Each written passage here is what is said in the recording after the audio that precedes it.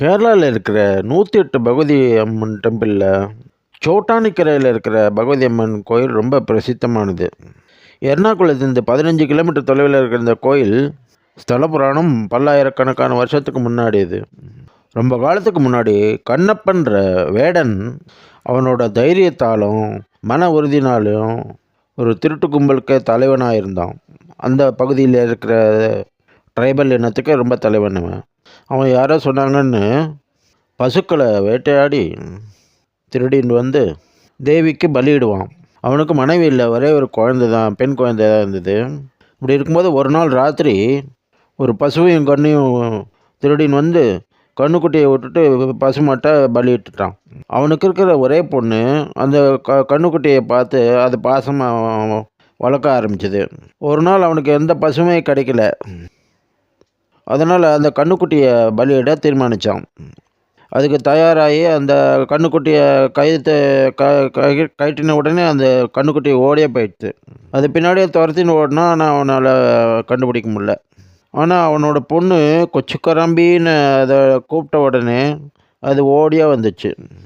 அதை தேடி போய் களைச்சி திரும்பி வந்த இந்த கண்ணுக்குட்டியை பார்த்த உடனே அதை பலியிடுறதுக்கு பண்ணும்போது அவன் பொண்ணு அதை செய்ய விடாமல் தடுத்தது.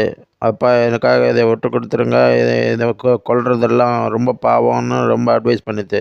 அப்படி கண்டிப்பாக கொல்லணுன்னா என்னை முதல்ல கொண்டுட்டு அப்புறம் பசுவை பலியிடுங்கன்னு சொல்லிட்டு அதை கேட்டு அவனும் மனசு மாறி அதை விட்டுட்டான். அதுக்கப்புறம் அந்த பொண்ணுக்கூட சத்தியம் செஞ்சு கொடுத்ததுபடி வேட்டையாடுறதே நிறுத்திட்டான், பசுவை பலியிடுறதே நிறுத்திட்டான். அப்படிங்கிறது ஒரு நாள் அந்த பொண்ணு பாம்பு கடிச்சு இறந்து போய்ட்றா. அந்த துக்கத்திலே இருக்கிற அந்த கண்ணப்பனுக்கு ஒரு நாள் பகவதி அம்மா அவன் கனவுல வந்து, நான் தான் இந்த கண்ணுக்குட்டியாக வந்து உங்கள்கிட்ட வந்து சேர்ந்தேன். அன்னிலேருந்து அவன் ரொம்ப பாசமாக வந்து பசுவை வந்து கண்ணுக்குட்டியை பாசமாக வளர்த்தான். அதுவும் வளர்ந்து பெருசாகிடுது. ஒரு நாள் ராத்திரி அவன் கனவுல அந்த பசுமாடை நிறையா ஒரு சன்னியாசி கூட நிறையா சன்னியாசிகள் அதை வேண்டின்னு நிற்கிறத பார்த்தான். கனவு கலைஞ்சி ஓடி போய் அந்த கவுஷெட்டை போய் பார்த்தான். ஆனால் அங்கே அந்த பசு அமைதியாக தூங்கின்னு இருந்தது. ஆனால் காலையில் எழுந்து அந்த கவுஷெட்டை போய் பார்க்கும்போது ஒரு பெரிய கல் தான் பசு இருந்த இடத்துல இருந்தது. பக்கத்துலேயே ஒரு கிருஷ்ண சிலாவும் இருந்தது. அதை பார்த்ததான் அவன் கூக்குரலிட்டு ரொம்ப அழுதான். அதை அழுகிற சத்தம் கேட்டு எல்லாம் ஓடி வந்து பார்த்தாங்க. அப்போது ஒரு சன்னியாசி அவர்கிட்ட வந்து, கண்ணப்பா, வருத்தப்படாதே, இது வந்து லார்ட் விஷ்ணுவும் காடஸ் லக்ஷ்மியும் உனக்கிட்ட அன்பு வச்சு உன்னை பிளெஸ்ஸிங்ஸ் பண்ணுறதுக்கு தான் வந்தாங்க. நீ அவங்க அதை பசுமையில் காட்டின அன்பு வச்சு அவங்க ரொம்ப சந்தோஷப்பட்டாங்க. அதனால் உன்னோட பாவெல்லாம் கரைஞ்சி போச்சு. இந்த சுயம்புவாக உற்பத்தியான இந்த கல் மகாலட்சுமியோட வடிவம். பக்கத்தில் இருக்கிற இந்த கல்லும் நாராயணமூர்த்தி. நீயும் உன்னோட மக்களும் இந்த கல்லை வழிபடுங்க அப்படின்னு சொல்லி மந்திரத்தையும் சொன்னார். அம்மே நாராயணா, தேவி நாராயணா, லக்ஷ்மி நாராயணா, பத்ரி நாராயணான்ற ஸ்லோகத்தையும் சொல்லி கொடுத்தாரு. மேலும் அந்த கண்ணப்பன்ட்ட சொன்னார், நீ அடுத்த கலியுகத்தில் மகாவிஷ்ணுவோட பக்தராக பிறப்ப, அப்போ இந்த இடத்துக்கு மறுபடியும் வருவ. உன்னால் இந்த இடம் மறுபடியும் ரொம்ப போற்றப்படும் ஸ்தலமாயிடும் அப்படின்னு சொல்லிட்டு மறைஞ்சிட்டார். அப்படி சன்னியாசியாக வந்தவர் தான் வேதவியாசரோட அப்பா பராசர மகரிஷியாகவும், இந்த கண்ணப்பன் தான் மறுபிறவியில் வில்வமங்கலம் சாமியார அவதாரம் எடுத்ததும் அவதரித்ததாகவும் சொல்லப்படுறது.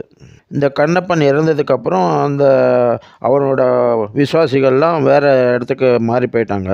அந்த இடம் கேட்பாரற்று ரொம்ப கவனித்து மறுபடியும் பெரிய அடர்ந்த காடாய் மாறிச்சு.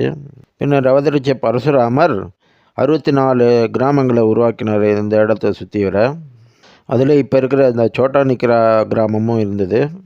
இந்த இடமும் அதை சுற்றி வர பகுதிகளில் 9 நம்பூதிரி ஃபேமிலிஸு ஆண்டு வந்தாங்க. அப்போ இந்த கிராம மக்கள் ஆடு மாடு மேய்க்கிறதையும் விறகு வெட்டி காட்டிலேருந்து விறகு வெட்டி அதை வைக்கிறதுலையும் வாழ்க்கை நடத்தினாங்க. இப்படி நாள் போயின்னு போது ஒரு நாள் அந்த அரிஜன் பொண்ணு வந்து ஆடு மாடுங்களுக்கு கொடுக்கறதுக்காக புல் வெட்டுறதுக்காக ஒரு கத்தியை எடுத்துகிட்டு அதை ஷார்பன் பண்ணுறதுக்கு ஒரு பெரிய கல்லை பார்த்து அருவாலை அதில் தீட்டி ஷார்பன் பண்ணலான்னு சொல்லி அந்த கல்லில் தேய்ச்சா. உடனே அந்த கல்லுலேருந்து ரத்தம் வர்றதை பார்த்த உடனே அலறி அடிச்சுட்டு பயத்தில் கத்த ஆரம்பித்தா. அந்த சத்தத்தை கேட்டு பக்கத்தில் இருக்கிற ஓடி வந்தவங்களாம் அதை பார்த்தாங்க. அவங்களும் ரொம்ப பயந்தாங்க. அப்போ அந்த வழியாக மரியமங்கலம் போகிறதுக்கு வழியாக அந்த இடத்து நம்பூத்திரின்ற ஒருத்தர் அந்த இடத்துக்கு வந்தார். அவரோட பழங்கால முறைப்படி அவரை வழிபாடு முறையை வச்சு இது ஏதோ தெய்வீக சக்தி வாய்ந்த கல்லுன்னு அதை உணர்ந்து அந்த ரிச்சுவலிஸ்ட்டுக்கு முறைக்கு உண்டான சில பொருட்கள்லாம் அது சேகரிச்சுட்டு ராத்திரியோட ராத்திரியாக ஒரு கோல்டு ஸ்மித்து உதவியோட ஒரு விளக்கை எடுத்துகிட்டு அந்த இடத்துக்கு வந்தாங்க. அங்கே வந்து பார்த்தா ரத்தம் இன்னும் வந்துட்டு இருந்தது. உடனே கையில் இருந்த கொட்டாங்கச்சியில் வேக வச்ச அரிசியை அந்த கல்லாக இருக்கிற தெய்வத்துக்கு படைச்சார். இதை செஞ்ச உடனே அந்த ரத்தம் நின்றுது.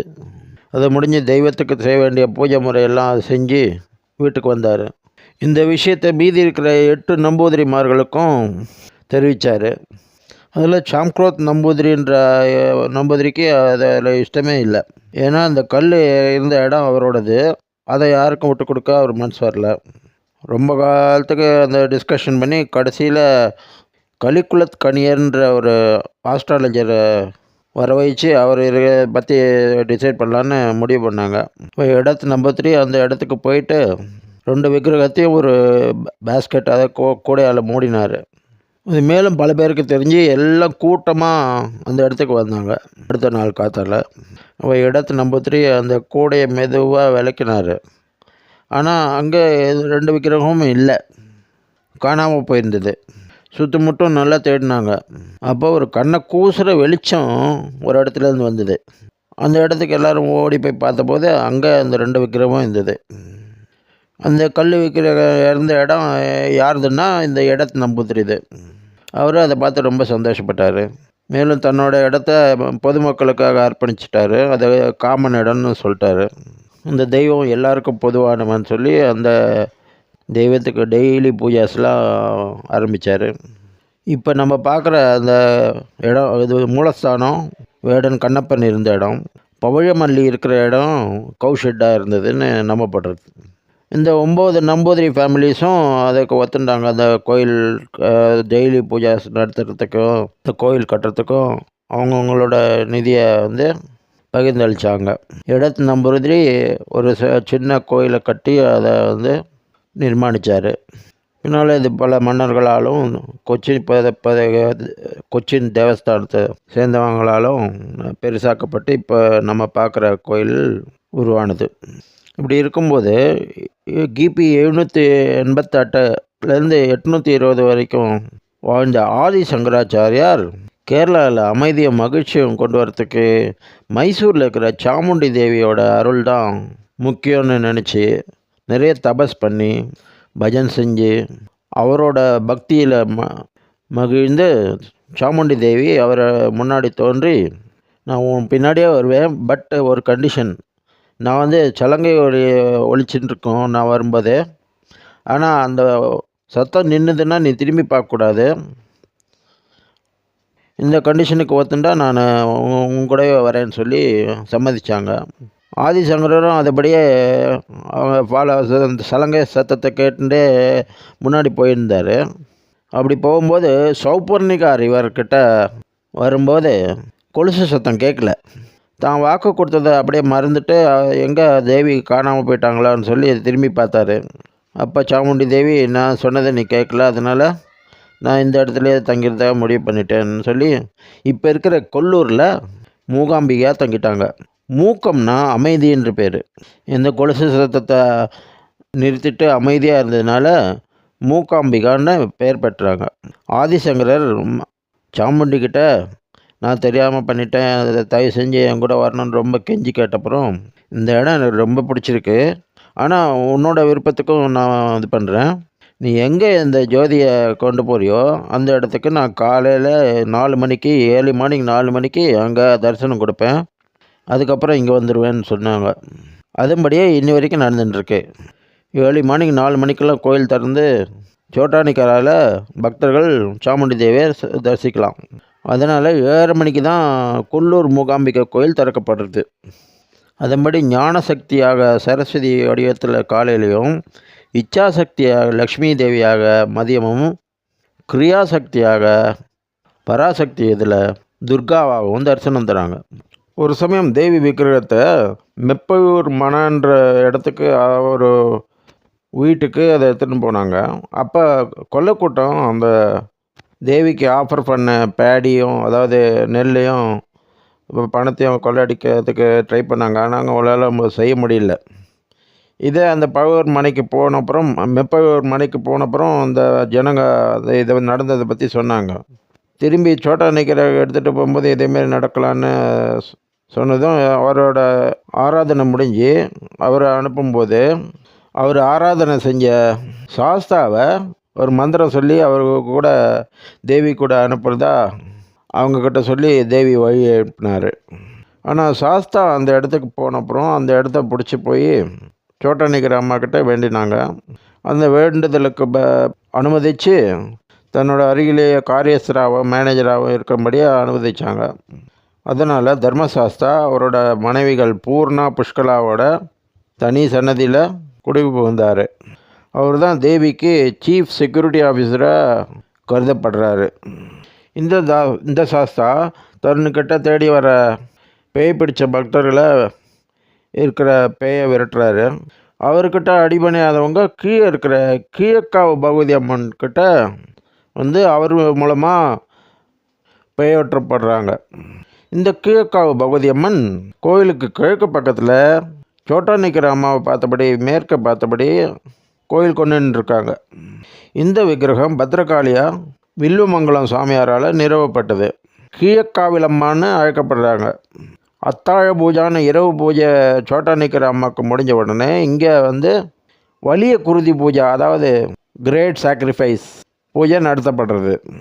ஒரு சமயம் வில்லுமங்கலத்து சாமியார் இந்த வழியாக வானத்தில் பறந்துட்டு இருக்கும்போது இந்த சோட்டா நிக்கிற இடம் மேலே நல்ல வெளிச்சமாகவும் பவர்ஃபுல் எனர்ஜி இருக்கிறத பார்த்து அந்த இடத்த இறங்கி இந்த தேவி மேலே கீர்த்தனைகள்லாம் பாடி தேவியை மகிழ்ச்சி போது அந்த அம்மா 18 கரங்களோட அவருக்கு காட்சி அளித்தாங்க.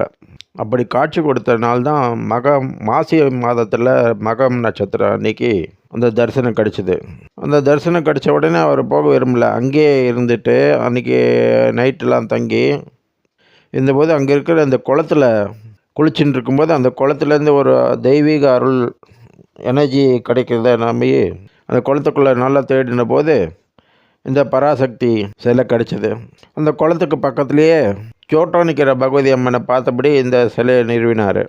அது நிறுவனப்புறம் அந்த இடத்துல இருக்கிற ஜனங்களெல்லாம் கூட்டி தேவியோட மகாத்மியத்தை சொல்லி அந்த பகவதி அம்மனை வழிபடுற முறையையும் சொல்லி கொடுத்தாரு.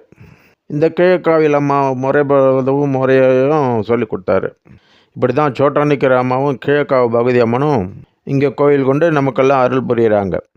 அம்மே நாராயணா, தேவி நாராயணா, லக்ஷ்மி நாராயணா, பத்ரே நாராயணா.